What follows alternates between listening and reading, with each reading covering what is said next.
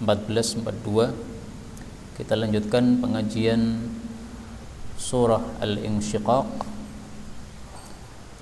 yang surat ini makkiyatun kulluha, semuanya turun sebelum Nabi SAW hijrah ke Makkah. Baik, kita baca dulu sampai ayat 15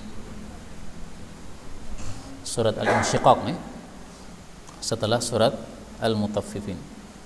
A'udzu billahi minasy syaithanir rajim. Bismillahirrahmanirrahim.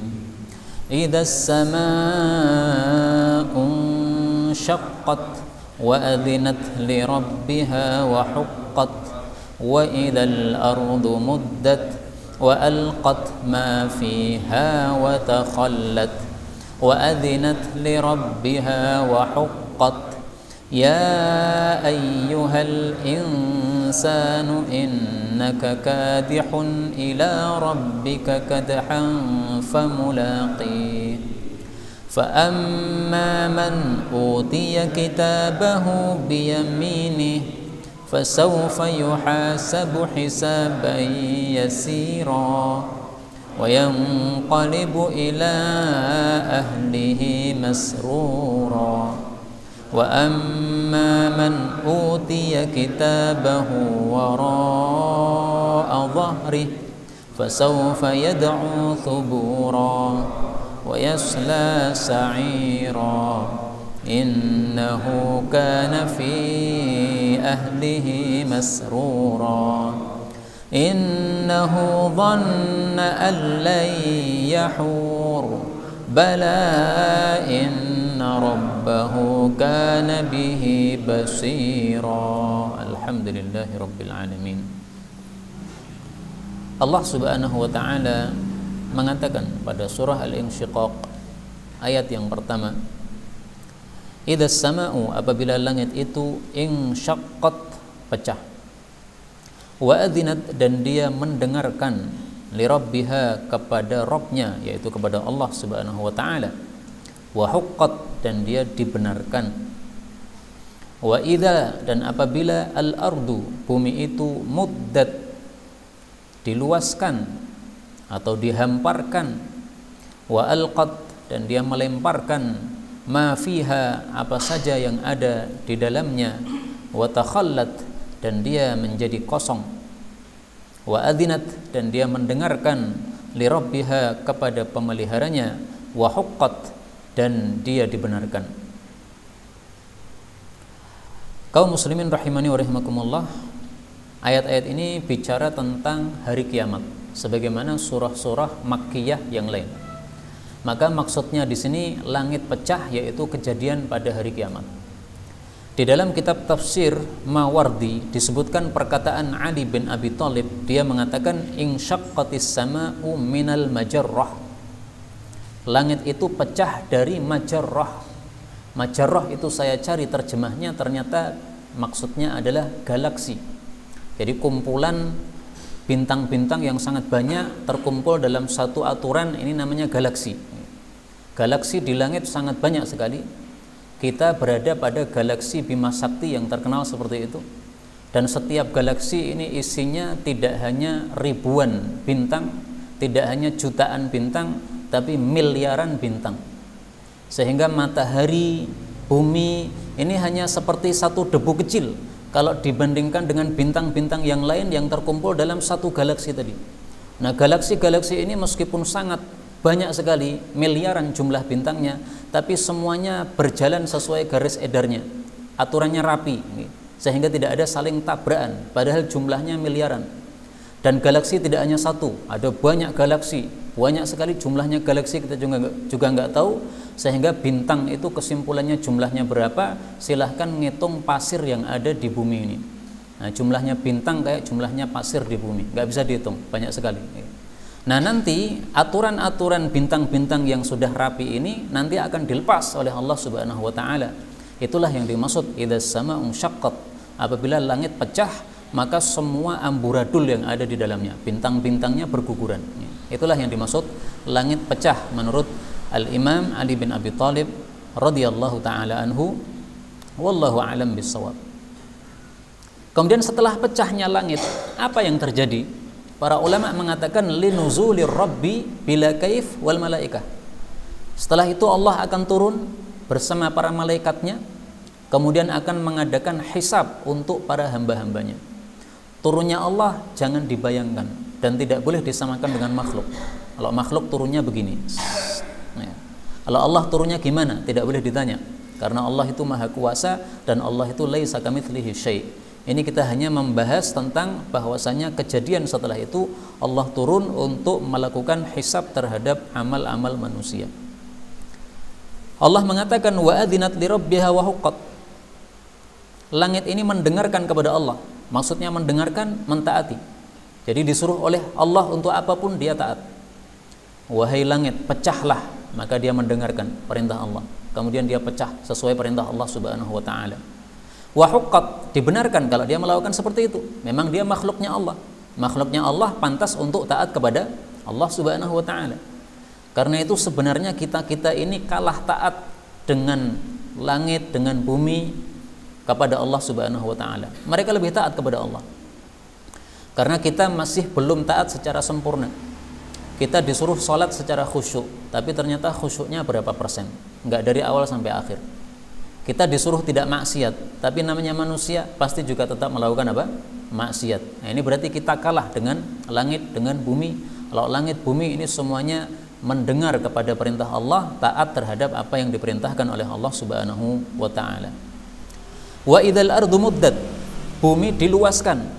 Maksudnya diluaskan ini sudah tidak ada lagi gunung-gunung, tidak ada lagi bangunan, tidak ada lagi pohon-pohon, bahkan juga tidak ada lagi lautan. Semuanya jadi dataran yang rata.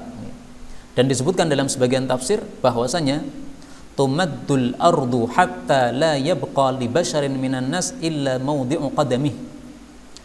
Bumi diluaskan, kemudian seluruh manusia dari Nabi Adam sampai hari kiamat dikumpulkan, semuanya hanya mendapatkan tempat satu kakinya saja, dua kakinya saja. Jadi tidak ada tempat lain. Saking penuhnya bumi ini.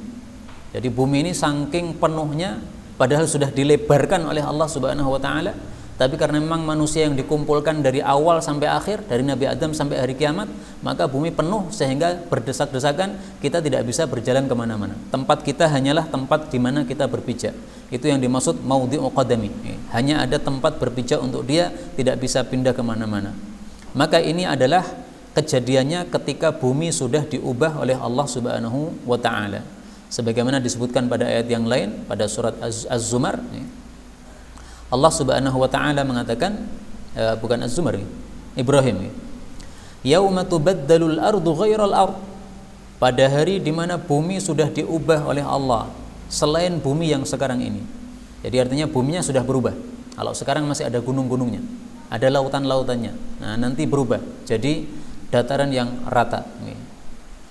Dalam hadis Nabi juga disebutkan tentang berubahnya bumi kita ini. Sebagaimana disebutkan dalam hadis yang diriwayatkan oleh Bukhari dan Muslim, sahihain.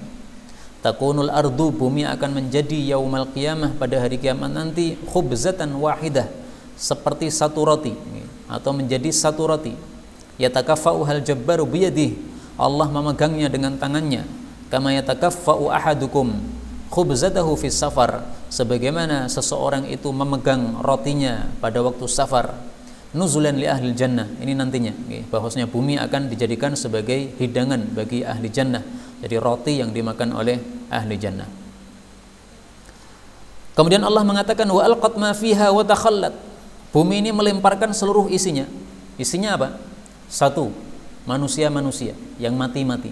Nah, maka kuburan-kuburan akan dirusak oleh bumi ini, dikeluarkan semuanya, akan bangkit menjadi manusia lagi. Kita sekarang manusia ada dagingnya, ada tulangnya. Nanti ketika dikuburkan, dagingnya akan rusak, tersisa tulang. Lama-lama tulangnya akan jadi tanah. Tapi nanti akan dibangkitkan lagi, ada daging, ada tulang lagi. Nah, itu yang dimaksud wa alqat ma fiha, dikeluarkan semua orang yang mati, tumbuh menjadi manusia utuh lagi, ada dagingnya lagi. Maka ayat ini sama dengan ayat yang lain di mana Allah Subhanahu wa taala mengatakan wa idzal quburu bu'thirat, surat Al-Infitar ayat 4. Apabila kuburan-kuburan itu dibongkar. Dibongkar maksudnya isinya yaitu manusia-manusianya akan muncul kembali menjadi manusia utuh lagi. Ini yang pertama yang dilemparkan oleh bumi yang ada di dalamnya. Yang kedua adalah kunuz, kekayaan-kekayaan bumi ya. Ada emasnya, ada tambang peraknya dan sebagainya, itu juga akan dikeluarkan semuanya oleh bumi. Wa takhallat, bumi menjadi kosong. Nah, kalau ini kosongnya kosong bagian atasnya. Kalau al-qatma fiha ini bicara bagian dalamnya. Bagian dalamnya sudah kosong, tidak ada isinya manusia lagi, tidak ada lagi kekayaan-kekayaan di dalamnya lagi. Kemudian bagian atasnya takhallat, juga kosong. Nah, maka yang dimaksud atasnya kosong ini sudah tidak ada gunung lagi, tidak ada pohon lagi, tidak ada bangunan lagi, tidak ada air lagi, tidak ada lautan lagi. Semuanya jadi dataran untuk manusia berdiri di situ, kemudian nanti akan dihisab oleh Allah Subhanahu wa taala.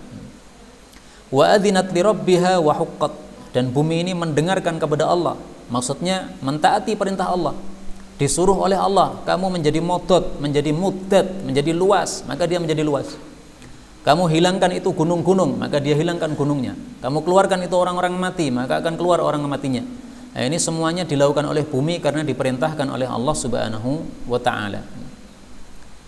Kemudian Allah mengatakan, ya ayyuhal insan, wahai manusia, innaka, sesungguhnya engkau, kadihun, berusaha bersungguh-sungguh, ila rabbika, kepada Rabbmu, kadhan, dengan sebenar-benar sungguh-sungguh, usaha yang sungguh-sungguh, famulaqihi, lalu kamu akan berjumpa dengannya. Sebelum kita jelaskan ayat ini, terlebih dahulu kita bahas ayat 1 sampai ayat 5 ya. Karena pada ayat 1 sampai ayat 5 ini ada kata-kata idza ya. Apabila. Kata-kata apabila itu biasanya ada jawabannya. Apabila kamu datang, maka saya akan menyambutmu. Apabila kamu lapar, maka saya akan memberimu makan, misalnya. Nah, maka ada apabila, ada maka. Apabila kamu sakit, maka saya akan mengobatkanmu. Ada makanya. Lah di sini makanya apa di sini? Makanya tidak disebutkan. Kenapa tidak disebutkan? Karena sudah bisa dipaham pada ayat setelahnya. Ayat yang ke-6 Allah bicara tentang manusia beramal, kemudian nanti akan menemui balasan dari amalnya. Karena itu jawaban dari ayat 1 sampai ayat 5, apabila langit sudah pecah, apabila bumi sudah muddat, maka jawabnya adalah saya'lamul insanu ma qad amil. Semua manusia nanti akan mengetahui pada saat itu amalan apa saja yang sudah dilakukan dulu di dunia. Jadi kita semuanya akan sadar nanti amalan apa yang sudah kita lakukan di dunia. Sekarang mungkin kita lupa tahun kemarin kita beramal apa. Sekarang mungkin kita lupa hari kemarin kita beramal apa saja. Secara detailnya mungkin lupa. Tapi nanti pada hari kiamat semua yang sudah kita amalkan kita akan teringat lagi, dibikin ingat oleh Allah Subhanahu wa taala. Karena itu di sini Allah mengatakan, wahai manusia, sesungguhnya engkau itu beramal kepada Rabbmu dengan sungguh-sungguh, amalan yang sungguh-sungguh, lalu kamu akan berjumpa dengannya. Semua kita, baik muslim maupun kafir, semuanya beramal di dunia ini. Ada yang beramal baik, ada yang beramal buruk. Mencari duit, sungguh-sungguh juga. Kita bangun subuh, kemudian jam 8, kita kerja, kita buka warung kita. Kemudian nanti tutup jam 4, ada juga yang tutup sampai jam 12 malam, buka mulai dari pagi sampai jam 12. Nah, ini semuanya sungguh-sungguh. Nah, amalan kita yang sungguh-sungguh ini nanti semuanya famulaqihi, kita akan berjumpa dengan balasannya. Kita berjumpa dengan amalan tersebut, maksudnya akan berjumpa dengan balasannya. Karena itulah kita orang-orang muslim ini sangat bagus kalau kita melakukan apapun niatkan untuk mendapatkan pahala. Meskipun itu hanya amalan-amalan harian. Misalnya kita makan ini amalan harian. Tapi bisa nggak makan ini dibikin mendapatkan pahala? Bisa. Kita niatkan makan supaya kita kuat sehingga bisa melakukan ibadah. Nah, ini sudah mendapatkan pahala. Kita makan, kita gunakan sunnah Nabi, makan pakai tangan kanan. Ini dapat pahala. Nah, maka jangan sampai seperti orang-orang kafir. Mereka beramal apapun nggak ada nilainya di hadapan Allah Subhanahu wa taala. Kita orang beriman, amalan apapun hendaklah ada pahalanya di hadapan Allah Subhanahu wa taala. Pengajian seperti ini hendaklah ada pahalanya. Bagaimana ada pahalanya? Ya kita berdoa kepada Allah supaya amalan kita ini ikhlas karena Allah Subhanahu wa taala. mendengarkan ikhlas, bicara juga ikhlas, tidak mencari ketenaran dan sebagainya. Maka kalau kita ikhlas, insya Allah ada pahalanya dari Allah Subhanahu wa Ta'ala. Maka di sini Allah mengingatkan manusia, semua amalmu famulaki, kamu nanti akan berjumpa dengan amal-amal tersebut. Kok amal bisa dijumpai gimana, Pak? Karena amalan kita nanti, masing-masing amalan tersebut akan muncul ada bentuknya. Kita baca Quran kan ada pahalanya. Nah, pahalanya nanti akan ada bentuknya datang. Dalilnya apa? Dalilnya dalam hadis yang sahih. Rasulullah Shallallahu Alaihi Wasallam bersabda,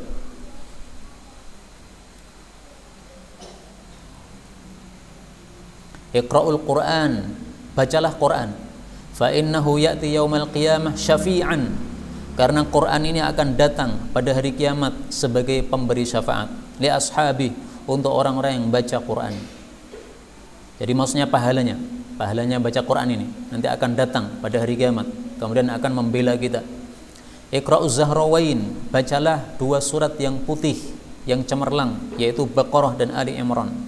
Fa innahuma ya'tiyan yaumal qiyamah, dua surat ini akan datang pada hari kiamat. Maksudnya pahalanya, kita baca surat Al-Baqarah, baca surat Ali Imran, pahalanya nanti akan datang pada hari kiamat. Ka'annahuma ghamamatan, seperti dua awan yang menaungi kita. Yuhajjani an ashabihima, yang akan membela orang-orang yang dulu suka membaca Al-Baqarah dan Ali Imran dan mengamalkannya. Ini hadis riwayat Imam Muslim sahih. Nah, maka di sini Allah mengatakan famulaqi, kamu akan berjumpa dengan amalmu. Kalau amalnya baik, nanti dia akan berjumpa dengan kebaikan yang membela dia. Kalau amalnya buruk, maka dia akan berjumpa dengan keburukan yang juga akan menjadi bumerang untuk dia. Karena itu marilah kita niatkan dalam setiap gerak-gerik kita untuk mendapatkan pahala dari Allah Subhanahu wa Ta'ala. Kemudian sebagian ulama tafsir mengatakan al-insan di sini adalah orang kafir saja. Ini tafsir yang kurang bagus. Kenapa? Karena kalau kita lihat, yang beramal di bumi ini tidak hanya orang kafir. Orang mukmin juga beramal. Orang kafir beramal, orang mukmin juga beramal. Maka di sini kadihun, ini semuanya beramal, tidak hanya kafir saja. Maka kita lebih setuju pendapat ulama tafsir yang mengatakan ayat ini bicara tentang semua manusia, tidak hanya orang kafir saja. Orang kafir beramal, betul, kita juga beramal, sama juga. Famulaqih, nanti akan menjumpai amalnya, tidak hanya orang kafir saja. Orang muslim juga akan menjumpai amalnya, yaitu balasan amalnya. Karena itu al-insan di sini ya, lebih baiknya kita artikan seluruh manusia termasuk kita-kita ini dipanggil oleh Allah dengan ayat ini. Meskipun memang kata-kata ya ayyuhal insan, kalau dia itu adalah pada surat-surat Makkiyah, surat-surat yang turunnya sebelum Nabi hijrah ke Madinah, itu biasanya yang dimaksud adalah apa? Orang-orang kafir. Itu biasanya saja. Tapi kalau kita lihat kalimatnya lebih cocok untuk diartikan umum, manusia secara umum, ya kita artikan secara umum. Nah, maka di sini ulama tafsir ada yang mengartikan ini insan khusus kafir, tapi ada juga yang mengartikan ini insan muslim kafir. Kita pilih tafsiran yang lebih lengkap, yaitu di sini al-insan muslim dan kafir. Maka kemudian Allah memerinci pada ayat yang ke-7. Ada muslim, ada kafir kan? Nah, diperinci oleh Allah. Fa amma, maka adapun man utiya, orang yang diberi kitabahu, catatan amalnya, biyaminihi, dengan tangan kanannya, fasaufa, maka akan yuhasabu, dia dihisab, hisabai yasira, dengan hisab yang mudah. Mudah-mudahan kita semuanya nanti di akhirat termasuk orang-orang yang mendapatkan catatan amal dengan tangan-tangan kanan kita. Amin ya rabbal alamin. Kaum muslimin rahimani wa rahimakumullah, yang dimaksud hisab yang mudah, apa maksudnya ini? Yang dimaksud hisab yang mudah ada dua. Yang pertama, kalau itu merupakan amalan baik, maka disempurnakan pahalanya. Yang kedua, kalau itu merupakan amalan buruk, maka hanya ditampilkan oleh Allah, tetapi tidak diberi balasannya atau siksaannya, tapi dimaafkan oleh Allah Subhanahu wa Ta'ala. Jadi Allah tampilkan dua amal kita. Ini amal baikmu, ya, pahalanya nih. Ini amal burukmu, semestinya kamu dapat siksaan ini, tapi ini saya maafkan. Nah, itu yang dimaksud hisabai yasira, hisab yang gampang. Hisab yang gampang itu yang dibalas hanya yang baik-baik. Yang buruk-buruk tidak dibalas, tapi hanya ditampilkan. Dalilnya apa? Dalilnya dalam hadis Nabi Sallallahu Alaihi Wasallam, beliau menyebutnya sebagai al-ardu. Beliau mengatakan, man husiba yaumal qiyamah, siapa yang dihisab betul-betul pada hari kiamat, udziba, pasti akan disiksa. Qalat Aisyah, maka Aisyah bertanya, bukankah Allah Subhanahu wa taala mengatakan orang yang beriman itu fasaufa yuhasabu hisaban yasira, hisabnya mudah. Kenapa engkau mengatakan yang dihisab pasti disiksa? Nah, maka Nabi menjelaskan, laisa dzalika bil hisab. Hisaban yasira itu bukan hisab yang sesungguhnya. Innama dzalikal ardu, itu hanya ditampilkan amalannya, amalan buruknya ditampilkan saja. Ini diperlihatkan nih amalan burukmu. Tapi kemudian tidak disiksa oleh Allah Subhanahu wa taala. Walakin man nuqishal hisab yahlik. Tapi siapa yang diteliti betul-betul hisabnya pasti binasa. Artinya begini, ini amalan baikmu, pahalanya ini. Ini amalan burukmu, siksanya ini. Nah, kalau semuanya digitukan, pasti binasa. Karena kita coba amal baik kita sama amal buruk kita lebih banyak mana? Kita nggak tahu. Bisa jadi di hadapan Allah Subhanahu wa taala amal buruk kita apa? Lebih banyak. Nah, maka kalau Allah tidak memaafkan amal-amal buruk kita, pasti kita akan binasa. Itu yang dimaksud oleh Nabi Sallallahu Alaihi Wasallam dalam hadis ini. Ini hadis muttafaqun alaih. Kemudian Allah mengatakan wa yanqalibu, dan dia kembali ila ahlihi, kepada keluarganya, masrura, dalam keadaan bergembira ria. Apa yang dimaksud ahlihi, keluarganya? Yang dimaksud keluarganya ada dua. Yang pertama adalah istri-istrinya dari kalangan bidadari-bidadari surga. Itu adalah ahlihi yang pertama, keluarganya yang pertama. Sebagaimana sabda Nabi Sallallahu Alaihi Wasallam, bahwasanya semua ahli jannah pasti akan mendapatkan istri-istri dari bidadari surga. Bahkan di sini Rasul jelaskan tentang adna ahlil jannah manzilan, orang yang paling rendah derajatnya dalam surga. Itu ketika dia masuk surga, apa yang terjadi? Yadkhulu alaihi zaujatahu, masuk kepada dia dua istrinya, minal huril ain, dari bidadari surga. Fayaqulan, lalu dua istri ini mengatakan, alhamdulillahilladzi ahyaka lana, segala puji bagi Allah yang telah menghidupkan engkau untuk kami, wa ahyana laka, dan menghidupkan kami untuk engkau. Maka ahli jannah yang terakhir masuk jannah ini, yang paling rendah derajatnya ini, dia mengatakan, ma'u'tiya ahadun mithla ma'u'titu, tidak ada seorang pun yang diberi yang lebih bagus daripada apa yang diberikan kepada saya. Ini saking cantiknya melihat apa? Istrinya bidadari surga ini. Ini baru dua orang ini, Pak.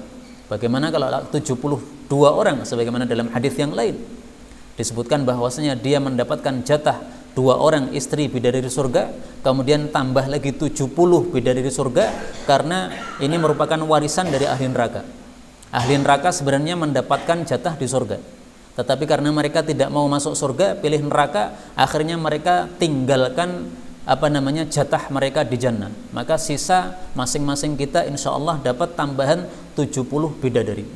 2 bidadari adalah istri asli kita dari bidadari surga, tambah 70 ini warisan dari orang-orang kafir yang tidak mau ngambil. Maka totalnya 72 istri, Pak. Nah, kalau melihat 2 istri saja sudah bingung dia, sudah mengatakan tidak ada orang yang lebih baik nikmatnya daripada saya. Bagaimana kalau melihat 72 istri? Tambah lagi nikmatnya, Masya Allah, tidak kebayang. Ini adalah kondisi di dalam jannah yang disebutkan oleh Nabi Sallallahu Alaihi Wasallam. Ini istri yang pertama, ahlihi. Yang kedua, yang dimaksud ahlihi, keluarganya, ini maksudnya adalah keluarganya yang beriman dulu di dunia. Maka kita akan kembali kepada keluarga kita masing-masing. Kita punya istri kita muslimah, mati dalam keadaan Islam, nanti juga akan kumpul menjadi suami istri lagi dalam jannah. Kita punya anak-anak, kita punya cucu-cucu, maka anak-anak dan cucu-cucu kita ini nanti juga akan kumpul bersama kita di dalam jannah. Dan ini adalah kenikmatan yang sempurna seperti ini. Karena kalau kita mendapatkan kenikmatan tetapi khusus untuk diri kita, istri kita sengsara, kita kurang nikmat, Pak. Kita sehat, tapi istri kita kena COVID, susah. Kita sehat, tapi anak kita kena COVID, susah. Nah, di sini enggak, semuanya masuk jannah. dia masuk jannah, istrinya masuk jannah, anaknya, cucunya semuanya masuk jannah. Ini kegembiraan yang sempurna. Dalilnya dalam Al-Qur'an, Allah Subhanahu wa taala mengatakan Al-Haqna pada surah At-Tur ayat yang ke-21. Walladzina amanu wattaba'athum dzurriyyatuhum biimanin. Orang-orang yang beriman diikuti oleh keturunan mereka dengan iman. Al-Haqna bihim dzurriyyatahum. Maka kami akan gabungkan bersama mereka keturunan-keturunan mereka. Ini surah At-Tur ayat 21. Nah, maka ahlihi keluarganya di sini ini dua keluarga. Keluarga dari bidadari surga dan juga keluarganya dulu di dunia, tapi syaratnya harus sama-sama muslim, sama-sama mati dalam keadaan iman kepada Allah Subhanahu wa taala. Sebaliknya, wa amma dan adapun man utiya, orang yang diberi kitabahu, catatan amalnya, wara'a dhahrihi, di belakang punggungnya, fasaufa, maka akan yad'u, dia menyeru, thubura, kecelakaan. Dia akan mengatakan betapa celaka saya, alangkah celakanya saya. Wa yusalla, dan dia akan dimasukkan, atau wa yasla, dan dia akan masuk, ya ada dua bacaan. Sa'ira, ke dalam neraka. Sa'ir itu artinya yang dinyalakan, ya. Maka ini nama lain dari neraka Jahannam. Kenapa dia masuk neraka? Innahu, sesungguhnya dia dulu, karena adalah dia dulu di dunia, fi ahlihi, di dalam keluarganya, masrura, bergembira ria. Jadi orang kafir dengan orang muslim ini berkebalikan. Kalau orang muslim bahagianya nanti di akhirat. Kalau di dunia bisa sengsara, mendapatkan ujian dari Allah, diuji miskin, diuji sakit dan sebagainya. Tapi nanti di akhirat gembira tok, nggak ada susahnya, nggak ada. Nah, kalau orang-orang kafir sebaliknya, mereka di dunia saenake dhewe. Mereka makan harta haram nggak peduli, makan riba nggak peduli, makan babi nggak peduli, mencuri harta milik orang nggak peduli. Pokoknya saenake dhewe lah. Minum minuman keras terserah. Mau zina dengan wanita bebas, mau berzina dengan istri tetangganya bebas, nggak mikir apa-apa, nggak mikir dosa, karena memang tidak percaya dengan hari kiamat. Nah, maka itu yang dimaksud masruro. Dia bahagia, maksudnya dia seenaknya sendiri hidup di dunia ini, tidak ada aturan yang mengikatnya. Itulah yang disebutkan oleh Nabi Shallallahu Alaihi Wasallam dalam hadis yang lain, bahwasanya ad-dunya sijnul mu'min wa jannatul kafir. Dunia itu bagaikan penjara bagi orang beriman, bagaikan surga bagi orang-orang kafir. Hadis riwayat Imam Muslim. Maksudnya gimana? Maksudnya di dunia kita orang beriman terbatas, seperti penjara terbatas. Mau ke sana nggak boleh, ke sini nggak boleh, hanya di tempat yang sempit saja. Nah, di dunia kita juga begitu. Mau makan riba nggak boleh, makan babi nggak boleh, makan anjing nggak boleh, makan haram nggak boleh. Nah, terbatas. Tapi untuk orang-orang kafir, jannatul kafir, seperti jannah bagi orang-orang kafir. Mereka hidupnya semau gue, mereka terserah mereka, tidak ada aturan yang mengikat mereka. Nah, maka Allah akan membalik mereka nanti di akhirat. Mereka akan menjadi sengsara karena mereka dulu di dunia mereka berbahagia tanpa lelah dengan ibadah apapun juga. Allah mengatakan, innahu, sesungguhnya dia orang kafir, dhanna, menyangka, allai yahura, bahwasanya dia tidak akan kembali. Maksudnya tidak akan kembali ke akhirat, yaitu tidak akan kembali dihidupkan setelah mati. Bala, Allah menjawab, sungguh betul-betul. Jadi bala di sini artinya haqqan, ya, sungguh betul-betul dia akan kembali. Inna rabbahu, sesungguhnya Rabbnya, yaitu Allah Subhanahu wa taala, kana bihi, adalah terhadap dia, basira, maha melihat. Maksudnya Allah melihat seluruh amalnya, Allah melihat seluruh kekafirannya, Allah melihat seluruh kemaksiatannya, sehingga akan dibalas oleh Allah Subhanahu wa taala. Jadi surat ini, surat Al-Insyiqaq, ringkasnya bicara tentang hisab atau pembalasan amal manusia. Jadi dari awal sampai akhir ringkasan isinya satu aja. Kalian di dunia beramal, silahkan, tapi ingat nanti ada hisab. Panjang lebar Allah bicara sampai 15 ayat, ini ringkasnya satu aja. Amalan manusia ada hisabnya. Jadi amalan kita tidak dibiarkan nganggur, terserah kita oleh Allah Subhanahu wa taala, enggak. Tapi ada nilainya, ada hitung-hitungannya di hadapan Allah Subhanahu wa taala. Karena itulah Imam Qatadah ketika membaca surat Al-Insyiqaq, dia mengatakan, man istata'a, barang siapa yang mampu, ayyakuna qadhuhu fi ta'atillah, bahwasanya usaha dia itu berada terus di dalam ketaatan kepada Allah, falyaf'al, maka hendaklah dia melakukan hal itu. Karena usaha kita semuanya dihitung oleh Allah Subhanahu wa taala. Ada usaha yang baik ditulis baik, ada usaha yang buruk ditulis buruk. Ini semuanya ada nilainya di hadapan Allah Subhanahu wa taala. Bapak Ibu rahimani wa rahimakumullah, kita manusia memang punya syahwat. Syahwat ini yang menyebabkan kita berbuat dosa. Kita manusia memang punya keinginan, dan keinginannya biasanya dimasuki oleh was-was atau bisikan setan, sehingga kita sering terjerumus ke dalam kemaksiatan.